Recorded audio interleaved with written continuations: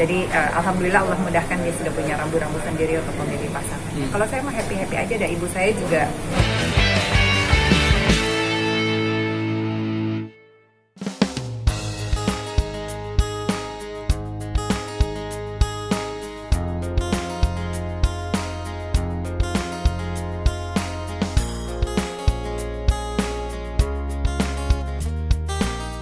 Teh, update dong kegiatan Update sekarang. kegiatan saya tentunya satu, pertama DPR itu udah pasti. Iya. Yang kedua saya kuliah, menyelesaikan S3 saya. Alhamdulillah sekarang sudah masuk di proposal penelitian. Saya tinggal nunggu ujian di bulan Juli, insya Allah semoga Allah lancarkan. Tinggal setelah lulus ujian proposal penelitian, tentu saya harus melakukan penelitian.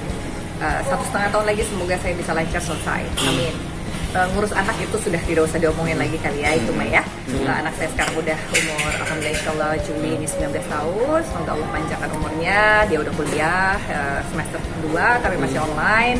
Terus kemudian apalagi ya, kegiatan yang lain, ketua DPW sudah pasti. Saya melaksanakan hal itu, tentunya banyak sekali hal yang harus diselesaikan di satu hari, pikirannya terbagi-bagi. Kalau bertanya apakah saya punya waktu lain untuk berpikir masalah pribadi, kayaknya pribadi saya urusannya hanya adik-adik saya, keluarga, dan anak saya, udah cukup. Nggak ada urusan pribadi yang lain. Artinya saya masih sendiri. Dikirain udah mau lanjut. Membagi waktunya gimana Teh? Membagi waktunya kerja gimana? juga, terus kuliah juga, terus rumah tangga juga. Biasanya saya kalau pulang ke rumah tidak bawa urusan kerjaan. Oleh karena itu, biasanya kayak gini nih, jeng, selesai urusan, habis pulang benar-benar nggak mau ngomongin kerjaan, HP langsung saya matiin. Jadi apapun hal yang penting biasanya saya tidak akan jawabnya besok. Jawab besok pun biasanya setelah saya mulai jalan menuju ke arah tempat kerja.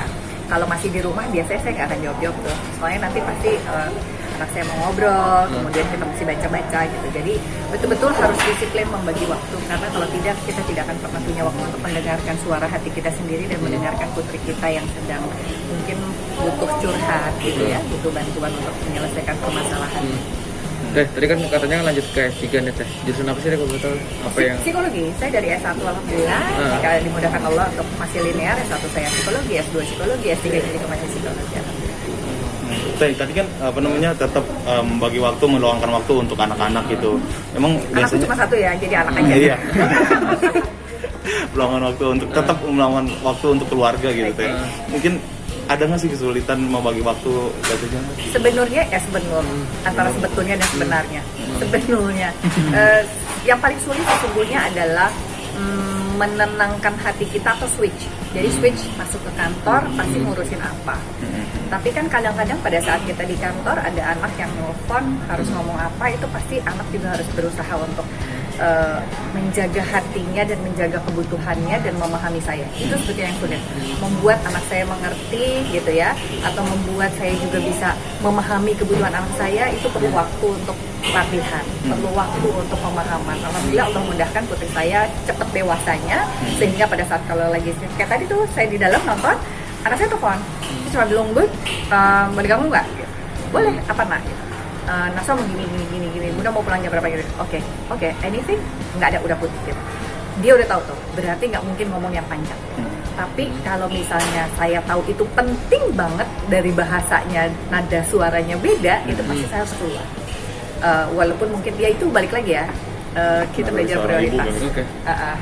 Bagi ibu biasanya kan double job gitu ya. Betul. Padahal sebagai bapak juga harusnya cukup double job. Kayak gini-gini kan misalnya istrinya tuh, bapak aku mau ini harusnya pulang, ya kan? Iya benar. Nah, untuk dunia entertain sendiri, akankah benar-benar ditinggal atau enggak sih, dunia sedikit-sedikit? entertainment sebetulnya dengan di masa COVID ini saya menyelesaikan satu film. Sebelum COVID saya juga punya satu film, tapi karena COVID terus kemudian shutdown, bioskopnya tidak bisa tayang. Sebetulnya saya masih punya 2 produksi yang belum tayang. Jadi semoga dengan dimulainya Dejurnya Din ini nanti diiringi juga dengan tayangnya produksi film saya, Buya Hamka dan juga Keluarga Selamat, insya Allah bisa. Kalau bilang apa bisa bagi waktu dengan syuting, alhamdulillah bisa pada saat itu. Jadi saya membagi waktunya pada saat saya reses, itu kan reses biasanya ada reses kunjungan komisi, ada juga kunjungan pribadi saya ke konstituen. Saya punya spare waktu, biasanya alhamdulillah produser bisa menyesuaikan waktu dengan sisa waktu reses saya untuk bisa syuting. Dan biasanya sisa waktu reses itu kan biasanya saya gunakan untuk ketemu dengan anak saya, ini anak saya bisa ikut syuting. Teh, tadi kan membagi waktunya begitu ketat gitu Teh Desi, itu juga nggak sih yang bikin Teh Desi kelihatan awet muda gitu? Karena netizen banyak bilang, Teh ya Allah awet muda banget gitu. Masa sih, pada saya udah betul. 48 tahun loh tahun ini, alhamdulillah. Alhamdulillah ya Allah mudahkan, alhamdulillah Allah mudahkan sih lah muda, padahal ini udah kriut-kriut juga. Alhamdulillah kalau dibilang muda, mungkin apa ya, karena saya ketemu dengan anak-anak muda kali ya. Maksudnya kalau saya ketemu di kampung saya ke Sukabumi, pasti saya selalu berkolaborasi, bekerja sama dengan anak-anak kuliah, anak-anak SMA. Mereka memberikan energi muda gitu kepada saya, sehingga asik-asik aja gitu. Dan resepnya mungkin kalau kata nenek saya bilang, hidup itu akan selalu diberikan ujian gitu. Jadi ya nikmatin aja ujian apapun yang ada di mata kamu gitu. Karena insya Allah di antara kesusahan pasti Allah kasih kemudahan. Setelah kemudahan jangan happy terlalu happy, karena siapa tahu Allah juga kasih ujian gitu. Jadi so we are ready for everything. Mungkin ada ini juga nggak sih dibarengi dengan perawatan enggak ya, atau Enggak, saya paling males salon. Tanya sama anak saya. Ini kebetulan aja rambut saya ditutup, padahal rambut saya tuh udah entahlah gimana, ada yang pendek, ada yang panjang, kadang-kadang suka malas aja tuh. Makanya anak saya kalau di rumah, aduh bunda ngapain kek, diapain kek tuh rambut? Aduh sudah lana, nggak ada yang lihat juga di rumah. Saya bilang kamu juga yang lihat. Walaupun ya harus merawat tentu, tapi perawatan itu saya lakukan semua di rumah. Saya paling males kalau ke salon. Kalau nggak lagi pengen banget dan lagi dibutuhkan, misalnya rambut saya kering banget, harus apa krembat lah apa gitu, perawatan apa. Muka alhamdulillah nggak dikasih jerawatan sama Allah. Kalau dikasih jerawat baru ke dokter, kalau enggak ya enggak.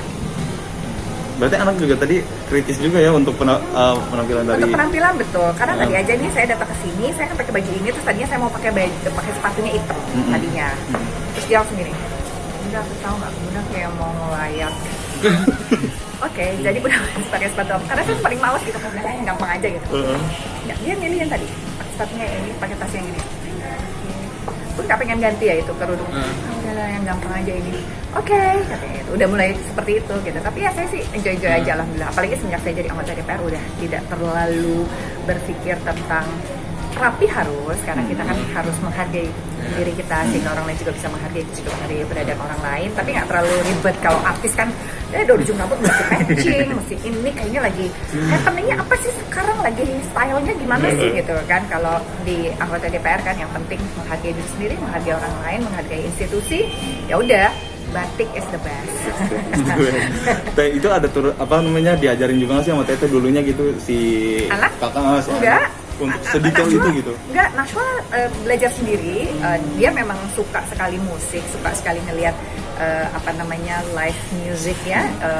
Siapapun lah di seluruh dunia dia lihat gitu. Jadi dia tahu gimana sih cara desainer, gimana cara lifestyle orang gitu. Terus kemudian dia mix and match sendiri. Tentu gaya dia berpakaian sangat berbeda dengan gayanya saya. Kalau saya lebih ke arah tomboy feminin, kalau dia benar-benar tomboy gitu. Dia lebih mix color, kalau saya one tone color gitu. Jadi dia pasti yang, kalau dia misalnya ininya hitam, bawahnya bisa jadi warnanya marun gitu misalnya. Kalau saya enggak, saya bilang kalau ininya hitam putih pasti nggak jauh-jauh, ininya pasti ada hitam dan ada putih, nggak akan keluar dari warna itu gitu. Tapi kalau putih saya ya it's life, Allah berikan karunia yang lain bervariasi sehingga hidup saya menjadi lebih indah. Tapi diarahin juga nggak tuh si kakak ini, si Ya. anak enggak? Saya orang yang terserah gitu. Saya seorang ibu yang bebas. Yang penting dia happy, yang penting dia berkomitmen, dia bertanggung jawab dengan pilihannya, dan yang terpenting dia tidak meninggalkan ajaran agama. Termasuk untuk hubungan dengan Dia tahu, dia itu kan suka banget dia pernah mengalami sekolah di sekolah internasional, pasti ketemu dengan beragam negara, warga negara, lalu kemudian dia juga pindah ke sekolah pesantren hanya seluruh Indonesia gitu ya. Jadi ada yang dari Makassar, ada yang dari Jawa, ada yang dari mana-mana lah, dari Sumatera gitu. Jadi dia beragam background budaya dia pernah ketahui. Dan dia selalu bilang gini, kalau Nashwa punya pasangan yang bukan orang Indonesia gimana? Terus saya bilang, kalau saya tipe orangnya, kamu nggak boleh gini-gini nggak? Kalau saya pasti akan balikin lagi. What do you think about it? Dan dia akan bilang, oke bun, kalau nggak sujud nggak boleh. Dia bilang. Jadi alhamdulillah Allah mudahkan, dia sudah punya rambu-rambu sendiri untuk memilih pasangan. Kalau saya mah happy-happy aja, dan ibu saya juga membebasin saya untuk pilih siapa aja gitu ya. Walaupun kadang-kadang pilihan saya salah ya. Oke, Oke, silakan.